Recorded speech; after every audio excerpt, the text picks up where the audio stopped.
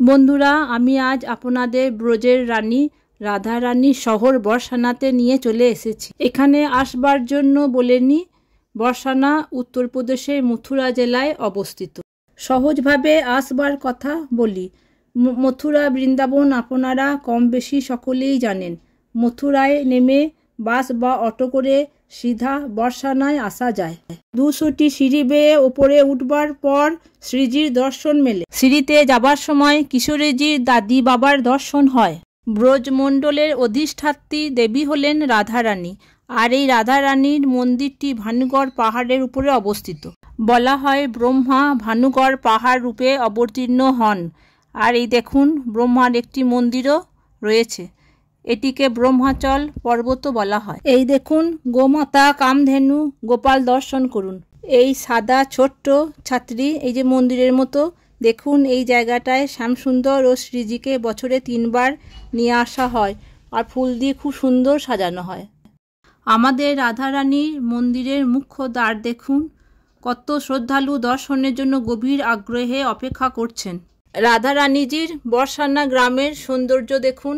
লাডলি অদ্ভুত নজারা তেরে বর্ষানে মে হ্যায়। এটিকে সেই সময় রাধারানীর মহল বলা হতো। রাজস্থানী ডিজাইনে তৈরি এই মহলটি দেখুন। এই মহলটির সৌন্দর্য অপরিসীম। বেলুন দিয়ে কত সুন্দর সাজানো দেখুন। এখানে রাধা অষ্টমী ও লাটমার হোলিতে প্রচুর ভক্তের সমাবেশ ঘটে। কিশোরীজি ও শ্যামসুন্দরের দর্শন করুন। বলা হয় কৃষ্ণ যদি কারো দিকে দেখে একটু মুচকে হাসেন, তো রাধারানী তো তাকে কাছেই ডেকে নেন। রাধারানীর ভাই ছিলেন সুদামা, আর তার এইটি মন্দির।